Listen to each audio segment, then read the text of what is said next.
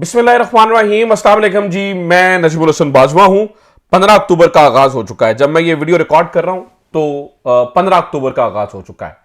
कल रात तकरीबन 9:30 बजे के करीब, बल्कि 8:45 से 9:30 बजे के करीब मैंने एक वीडियो पब्लिश की थी। यानी कि कल 14 अक्टूबर को 8:45 से 9:30 बजे के करीब मैंने एक वीडियो पब्लिक की थी और उस वीडियो के अंदर मैंने ये बताया था कि पाकिस्तान तहरीक इंसाफ एहतजाज कॉल ऑफ कर देगी और मैंने आपको बताया था कि इमरान खान से ये जो मुलाकात वाला मामला है ये हल हो जाएगा। और मैंने आपको ये बताया था कि इसकी वजह यह है कि वो जो तीसरा दोस्त मुल्क बीच में पड़ा है जिसने कहा है कि इस मामले को हल करें, उसने बहुत सारी चीजें सेटल डाउन करवा दी हैं।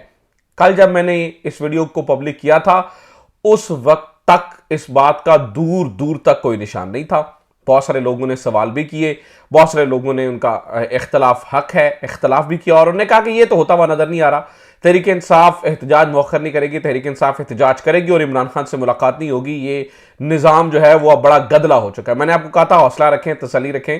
जब मैं खबर देता हूं या मैं को बात करता हूं तो जिसके बारे में मैं आपको कहूँ यार I am 100% sure about this, तो वो 2 4 5 राय से खबर तस्दीक होकर आती है। वैसे तो दिलों के हाल अल्लाह जानता है और मुस्तकबिल भी अल्लाह को ही पता है। हम तो मुस्तकबिल प्रेडिक्ट नहीं कर सकते हैं, लेकिन बहैसियत साफी जब 4-5 सोर्सेज एक बात कर रहे हो तो फिर मैं कंफर्म हो जाता हूं। लिहाजा नाज़रीन किराम, अल्हम्दुलिल्लाह अल्लाह का बड़ा बड़ा शुक्र है, बड़ा एहसान है कि हमारी खबर बिल्कुल सच साबित हुई। और आप बेशक जाके मेरी इस वीडियो के बाद वो मेरी पिछली वीडियो देखिए, उसके अंदर जो जो मैंने बातें की हुई थी एज इट इज बातें वो रात को हो गई। गवर्नमेंट मान भी गई इमरान खान से मुलाकात के लिए और वो जाती मौलिद भेजने के लिए भी मान गई है। सारी चीजें जो है वो तय हो चुकी हैं, कोई मसले मसाइल वाली बात बाकी नहीं रही है और चीजें जो है वो सेटल डाउन हो गई हैं। और इमरान खान ने यानी कि बैरिस्टर गौहर ने कल वीडियो रिकॉर्ड करके एहतजाज कॉल ऑफ भी कर दिया। अब जरा अगली कहानी सुनिए। अब खबर मैं इससे आगे वाली आपको देने वाला हूं, बल्कि इससे भी ज्यादा दिलचस्प देने वाला हूं। एक खबर सच्ची साबित हो गई, ये वाली जो मैंने आपको कहा था। अब जरा अगली खबर सुनिए। अगली खबर यह है कि इमरान खान से मुलाकात अब छोटी चीज रह गई है। इमरान खान से होने वाली मुलाकात, ये जो एक तो चले कल रात हुई ना, कल रात जो बड़ी मुलाकात थी जिस बारे में इतलात आ रही हैं, जो अभी जिस मुलाकात का इशारा दिया गया और कल सुबह किसी भी टाइम हो जाएगी, हो सकता है जब ये वीडियो पब्लिश हो तो उससे एक आधा घंटा पहले, एक आधा घंटा बाद में वो मुलाकात हो चुकी हो। लेकिन नाज़रीन किराम, ये मुलाकात जो अब इमरान खान से होगी ये भी अब एक छोटी खबर रह गई है, क्योंकि अब जो कुछ हुआ है, जिस तरह से इमरान खान ने इस निजाम के गले में इंसाफ का तौक डाल दिया है और इसके पैरों में अदल की बेड़ियां डाल दी हैं और इसके हाथों के अंदर जस्टिस की जंजीरें डाल दी हैं, नाज़रीन किराम ये निजाम अब इमरान खान के इशारे के बगैर हिल भी नहीं सकता। ये लिख लीजिए। 3 बड़ी खबरें आपके सामने मैं रखने जा रहा हूं, तीनों ही बहुत अहम हैं और इंतहाई इंतहाई इंतहाई तवज्जो की तालिब है।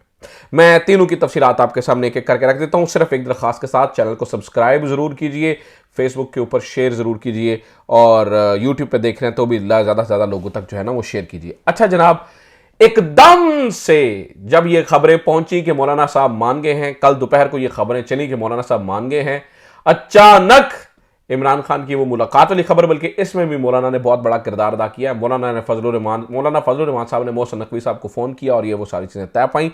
मौलाना फजलुर रहमान साहब के अचानक तेवर बदले हुए नजर आते हैं। मैं कुछ उनके बयानात कल जो उन्होंने जम्मे गफीर से खिताब किया है वो ज़रा मैं खिताब की 2-4 लाइनें आपके सामने रखता हूँ। उन्होंने कहा जी, किसी फोरम पर मुझसे पूछा गया कि पाकिस्तान में हुकूमत किसकी है, ला हौला वला कुव्वता या अल्लाह। कहते हैं कि जनाब भाई शहबाज शरीफ साहब ही वज़ीर आज़म है। मौलाना फजलुर रहमान साहब जो है ना वो मुस्कुरा कर बोले। फिर जनाब उन्होंने कहा लोग वोट किसी और को डालते हैं, नतीजा किसी और के हक में निकलता है। ऐसी नाम नहाद असम्बलियां मैं नहीं चाहता।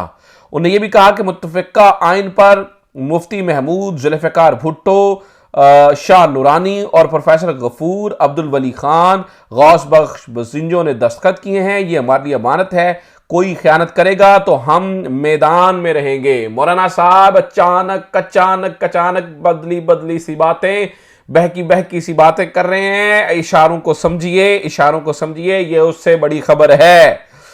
मौलाना फजलुर रहमान साहब ने यह भी कहा कि आईनी तरमीम अपने हाथ में ले ली है, हमारे मंशूर पर ही कानून साजी होगी, अपने मसवदे के खिलाफ किसी आइन साजी की इजाजत नहीं देंगे।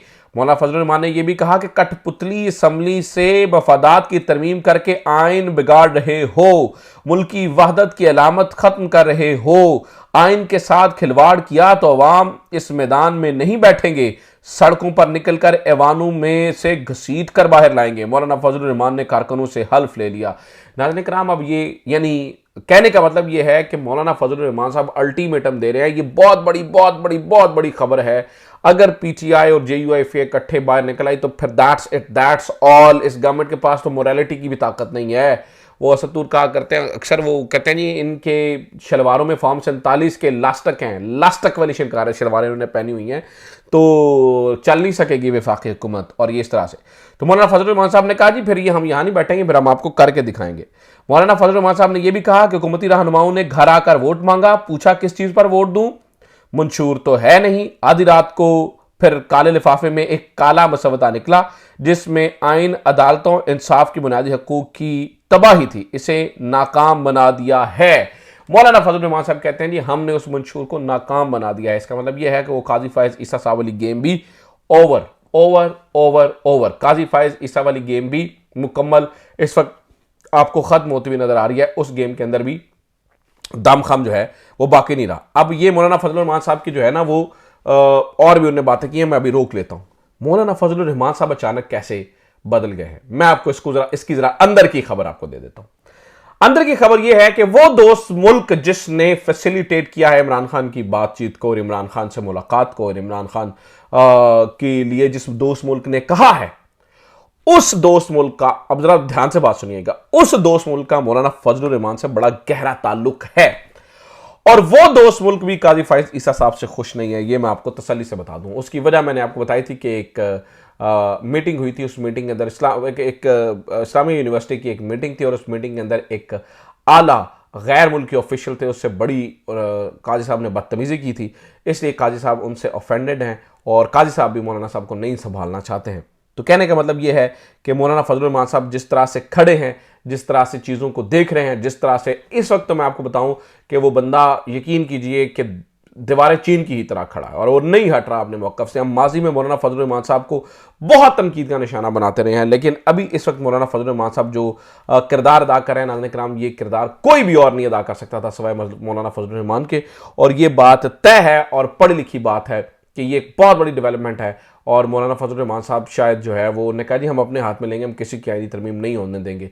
पीटीआई का वफ्द भी उनके साथ ही मौजूद है, तो लिहाजा कि ये बहुत ही अहम तरीन डेवलपमेंट है। एक तरफ मौलाना फजल रहमान साहब मोहसिन नकवी को कह रहे हैं कि इमरान खान को छोड़ें, और दूसरी तरफ ये जो है वो इस तरह से जो है ना वो एहतजाज जो उन्होंने पीटीएम के बारे के एहतजाज के बारे में भी कहा कि जनाब हमें नहीं अंदाज़ा कि वो कहाँ पर हैं, लेकिन पश्तूनों की किसी को हम जो है ना वो सुबाइयत का कार्ड नहीं खेलने देंगे। ये बहुत बड़ी बातें मौलाना फजल रहमान साहब ने की हैं और भी बहुत सारी अहम बातें हैं, लेकिन मैं ज़रा जल्दी टाइम कम, मैं खबरें आपके सामने और भी रख दूँ। दूसरी बड़ी खबर जो कि मुझे लगता है कि इमरान खान से जेल से मिलने से बड़ी खबर है, इमरान खान की सोच सरायत कर चुकी है। मिसाल लीजिए इस वक्त जो पीटीआई के वर्कर्स को तुन के कुटा जा रहा है, इसके ऊपर भी अब पता चला है जी। इफ्तिखार शिराजी साहब हम जो हमारे सीनियर हैं उनकी खबर है, इफ्तिखार शिराजी साहब की खबर है कि इसका जो इस वक्त मामला है पुलिस के अंदर, वो सिविल नाफरमानी की तहरीक शुरू हो चुकी है। सिविल नाफरमानी की तरफ जो है वो जा रहे हैं सिपाही और अफसर। किस तरह से सिविल नाफरमानी की तरफ जा रहे हैं? सिविल नाफरमानी की तरफ इस तरह से जा रहे हैं, नाज़रीन किराम, लोधरा का वो वाक़या बताते हैं जिसमें वो बताते हैं कि जनाब इस्लामाबाद की पुलिस की मदद के लिए इनको ले जाने के लिए कहा गया, जबकि इन्होंने कहा कि नहीं जनाब हम इस्लामाबाद पुलिस में पीटीआई को रोकने के लिए नहीं जाएंगे, इनफ इज़ इनफ। इस बात पर पता चला है कि उन्हें बड़ा खुद के लिए भी मियाँ नवाज शरीफ साहब ने बड़ा जो है वो टिल शिल लगाया, हालांकि उन्हें इस्तीफ़ा नहीं मिल रहा था, लेकिन उन्होंने फैसिलिटेट किया है।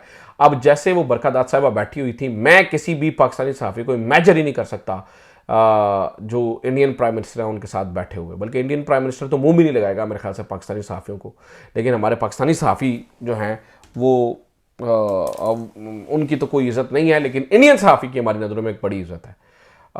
रऊफ़ हसन साहब को कहा गया था जी करण थापर से राब्ते में है तो ये गद्दार है। आज जिन लोगों ने बरकादात को बीच में बैठाया हुआ था उनके बारे में क्या कहना है, ये आप ही फैसला कीजिए। बाकी कुछ खबरें पंजाब कॉलेज के हवाले से भी हैं, वो अगली वीडियो में आपके साथ शेयर करूँगा। अपना ख्याल रखिए, खुदा हाफ़िज़, पाकिस्तान जिंदाबाद।